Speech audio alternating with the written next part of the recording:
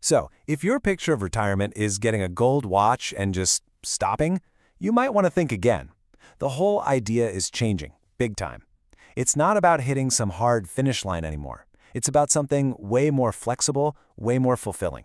And let's kick things off with a number that really shows you just how big this change is. Almost half.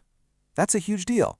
A recent report found that a staggering 47% of young workers, so the next generation of retirees, they have absolutely no plan to just stop working cold turkey. Nope. They plan to keep working part-time. And this isn't some niche trend, you know? This is fast becoming the new norm. All right, so in this explainer, we're going to map out this new retirement playbook together. First, we'll look at the new strategy. Then, we'll dig into the financial side of things. And trust me, there are some surprises there. After that, we'll talk about your health and your happiness, which is just as important. And finally, we're going to wrap it all up with this really cool idea called the well-being flywheel. Okay, first up, let's rewrite the game plan. Because in this new world of retirement, the old rules, they just don't work anymore. Yeah, the old way was kind of like flipping a light switch, right? One day you're working full-time, stressed out. The next day, bam, you're fully retired. The new model, though, it's much more like a dimmer switch. It's this gradual transition, a slow fade that lets you get used to a totally new way of life, both financially and emotionally. And there's a name for this. It's called phased retirement. It's all about slowly cutting back your hours or maybe shifting into a role that's a little less demanding. But here's the really crucial part. It's about so much more than just keeping some money coming in. It's about hanging on to those social connections, that sense of purpose that your job gives you. Okay, so let's move on to that second pillar, the money. Because look, while this new approach is great for your soul, the impact it can have on your bank account might just be the most shocking part of this whole story. The amount of money we're talking about here is just, wow. Research from Standard Life found that working just one single day a week from age 66 to 70 could add an extra 81,000 pounds to your pension. That's from a mix of more contributions, tax relief, and just letting your investments keep growing.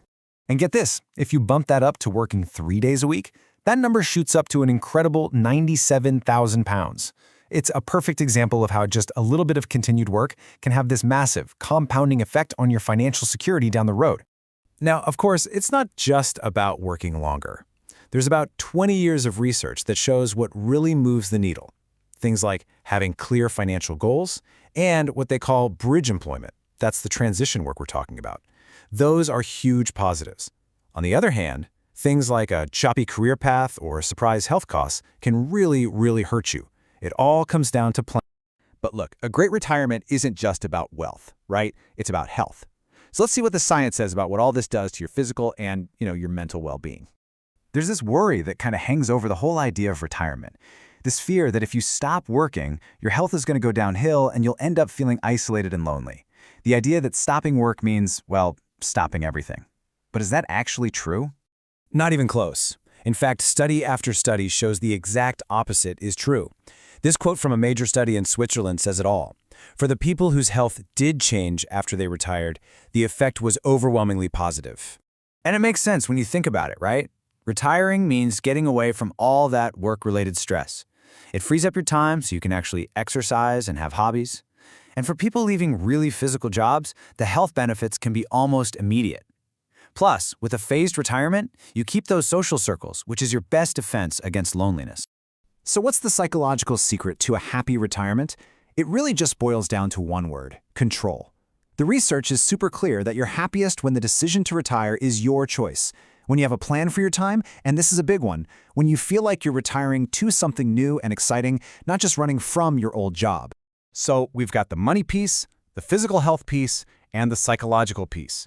This last section is where we see how they all connect and create this powerful, self-reinforcing cycle. This idea comes from a huge study in China. I'm talking they followed 20,000 people over many years. And what they found was this kind of virtuous cycle, a positive feedback loop where every part of your well-being just helps push the others forward. Now, I know this diagram looks a little complicated, but the idea behind it is actually really simple and powerful. It shows you that cycle. So just follow the arrows with me. Being more active socially and physically leads to better functional health, which is basically just your ability to get out and live your life. That improved health then leads to fewer depressive symptoms. And when you feel better physically and mentally, what happens? You're more likely to stay active, which kicks the whole positive loop off all over again. It's like a flywheel that just builds its own momentum. So let's just break that down one more time. Step 1, get out there. You stay active with people. Step 2, that directly improves your health, your ability to do things. Step 3, feeling healthier makes you feel happier, which gives you the energy and the desire to, go right back to step 1 and be even more active.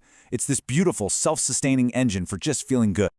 So you see, modern retirement isn't really about winding down. It's about gearing up for a totally new phase of life. It's not the end of the book at all. It's the start of a new, and honestly, often a much more exciting chapter. So the only real question left is, what kind of story are you going to write?